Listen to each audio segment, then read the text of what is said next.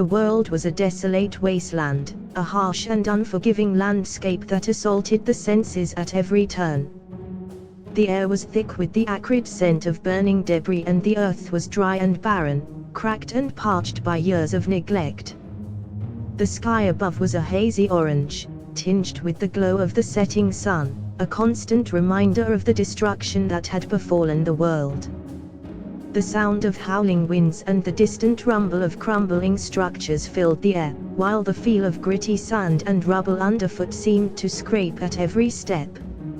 It was a world that had been forever changed, a place where survival was the only goal and every sense was on high alert at all times. In a desperate bid to survive and escape the wasteland, Cyrus Santos scoured the barren expanse for any semblance of transportation, hoping to leave behind the trail of destruction that had become his home. Cyrus is a young man, standing at around 5'5" tall. His hair is short and unkempt, with a mix of brown and black strands that look like they haven't been washed in weeks. His face is covered in a light layer of dirt and sweat, making his skin look darker than it actually is.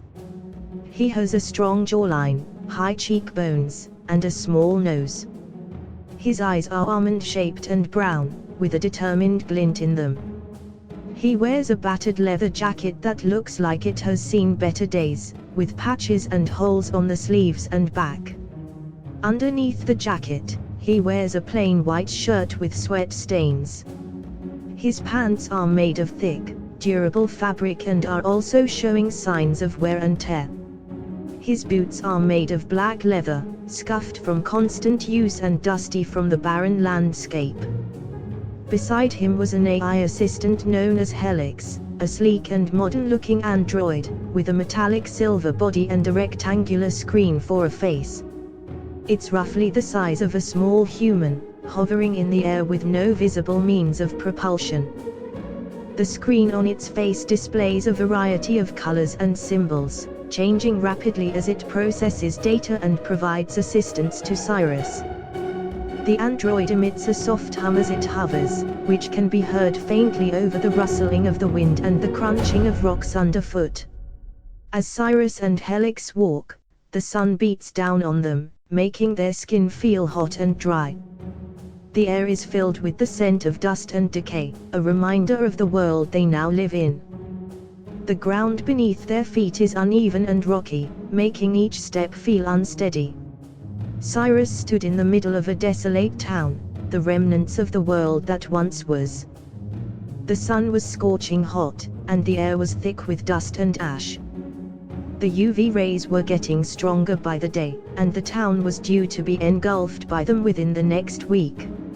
Cyrus knew he had to get out of there before it was too late.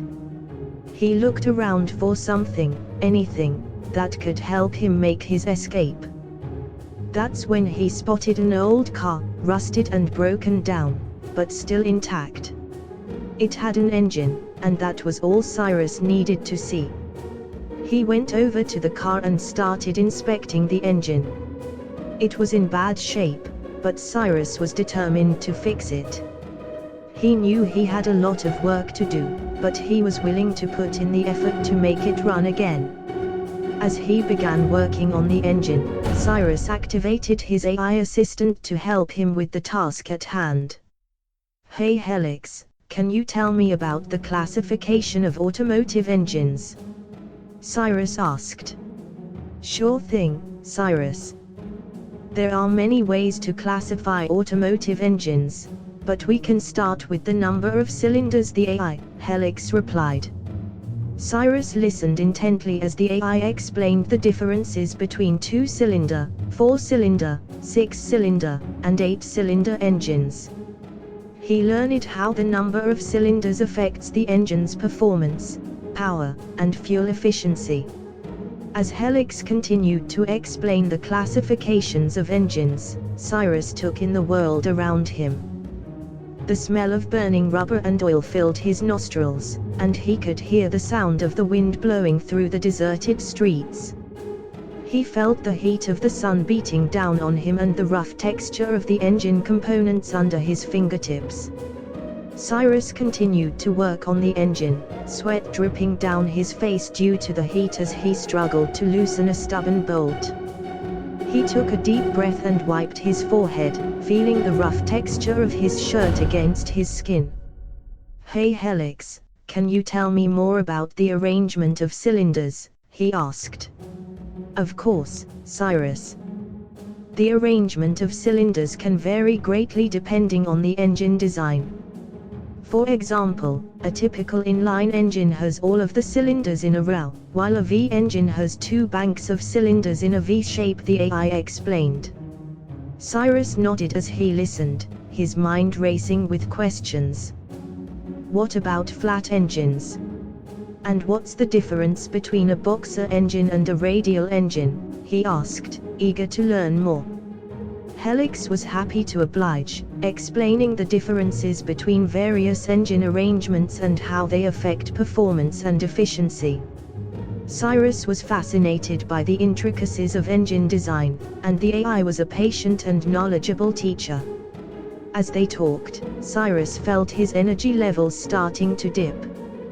He reached for an energy drink he had brought with him and took a sip, savoring the sweet, fruity taste. It was just what he needed to keep him going. The energy drink made him feel a surge of adrenaline, and he felt more focused and alert. He was able to work faster and more efficiently, making progress on the engine with each passing moment. The world around him came into sharper focus as he worked, the sound of his tools ringing in his ears. He smelled the scent of oil and gasoline and felt the rough texture of the engine parts in his hands. Cyrus then asked Helix regarding the arrangement of valves and valve trains in automotive engines. Helix began to explain, "Valves are an essential part of the engine, as they control the flow of fuel and air into the cylinders." Helix began. "The valve train consists of a series of components that work together to open and close the valves at the right times." Cyrus nodded, but a look of confusion crossed his face. "So, the arrangement of the valves is important, right? How does that affect the engine's performance?" "Exactly," Helix confirmed. "There are several different arrangements of valves that can be used, including overhead camshaft, pushrod, and overhead valve designs. Each has its own pros and cons, which can impact factors like power output, efficiency, and reliability." Cyrus furrowed his brow. "I'm not sure I understand. Can you give me an example?" "Sure," Helix replied. "Take the overhead camshaft design, for instance. This is where the camshaft is positioned above the cylinder head and the valves are actuated directly by the cam lobes. This arrangement tends to be more efficient than other designs, but it can also be more complex and costly to manufacture." As Helix spoke, Cyrus took a bite of the genetically modified fruit, still unable to place its flavor. The texture was slightly grainy, but the sweetness was undeniable. He chewed thoughtfully, mulling over the information Helix had provided. "Okay, I think I'm starting to get it," he said finally. "But how do you know which arrangement of valves is best for a particular engine?" "That depends on a variety of factors," Helix said. "Things like the intended use of the vehicle, the size of the engine, and the manufacturer's design goals all come into play. It's a complex decision that requires a lot of knowledge and experience." Cyrus wiped the sweat from his forehead, feeling the heat of the sun beating down on him as he listened to Helix's explanation of the different types of cooling systems used in automotive engines. "Okay, so we've got air-cooled and liquid-cooled engines," Cyrus repeated, trying to commit the information to memory. "What's the difference between them?" "Air-cooled engines use fins and other cooling mechanisms to dissipate heat from the engine, while liquid-cooled engines use a mixture of water and coolant to circulate around the engine block and dissipate heat more efficiently," Helix explained. Cyrus nodded. but he was distracted by the memory of the old dome that used to provide cooling for the town. It had been destroyed in some kind of catastrophic event, leaving the residents at the mercy of the blistering sun. "We used to have a whole dome for cooling," Cyrus said wistfully. "It was like an oasis in the middle of the desert. But now, well, you know what happened." "Yes, the destruction of the dome was a tragedy," Helix agreed. "But we need to focus on the present. With the UV rays approaching, it's more important than ever to finish repairing the car and get out of here." Cyrus nodded, feeling a renewed sense of urgency. He could feel the heat of the sun on his skin, and he knew that they had to work quickly if they wanted to survive.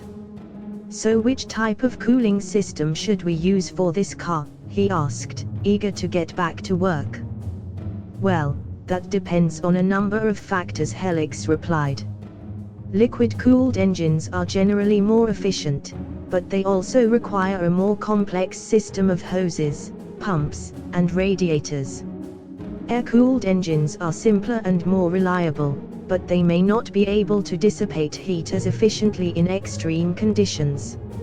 Cyrus considered this for a moment, then made his decision. "Let's go with liquid-cooled," he said. "I think it'll be worth the extra effort to make sure the car can handle the heat."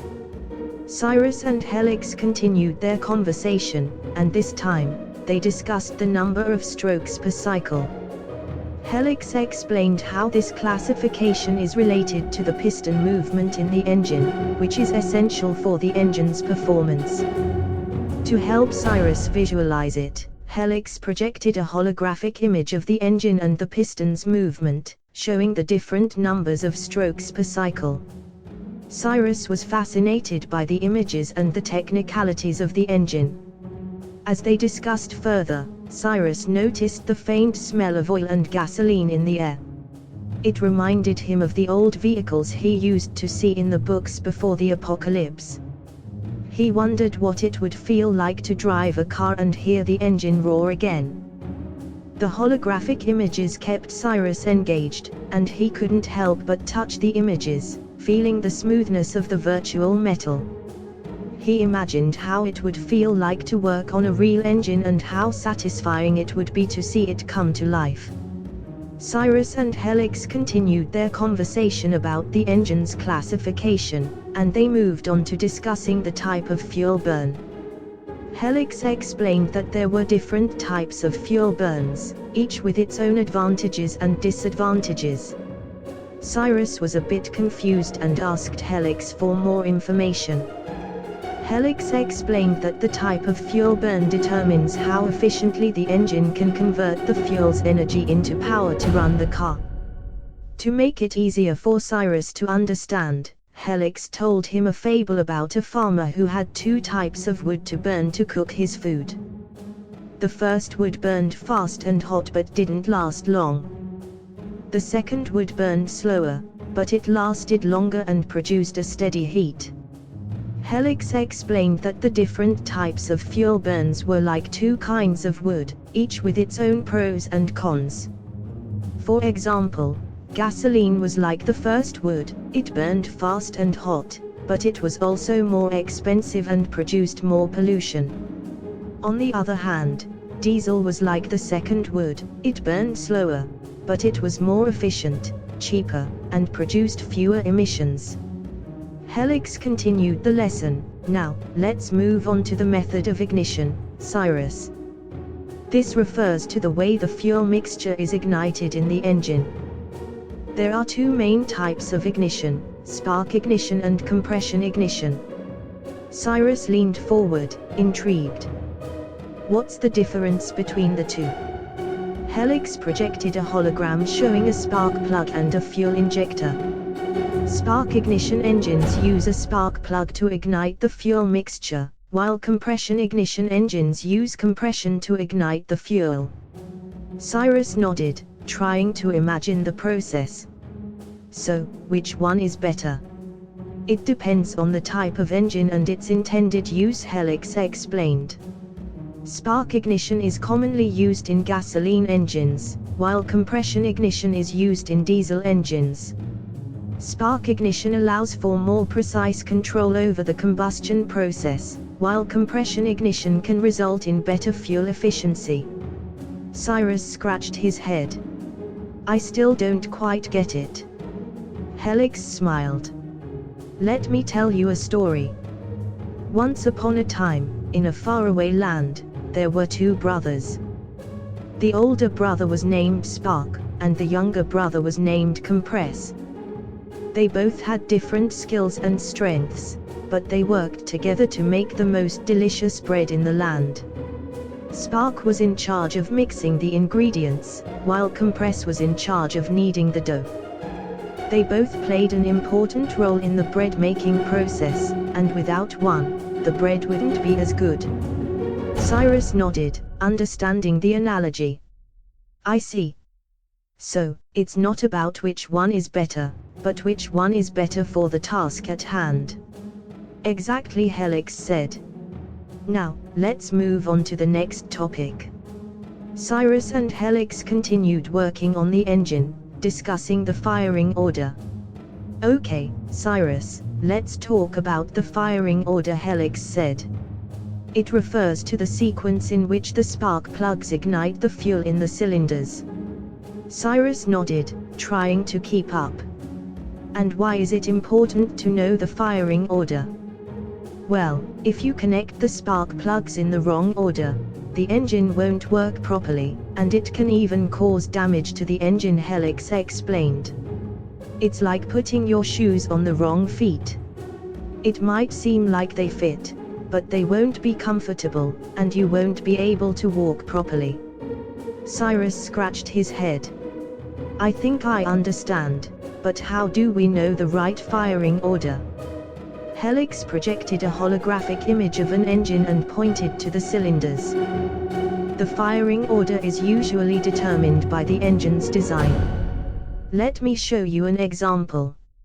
Here, we have a 4-cylinder engine with a firing order of 1-3-4-2.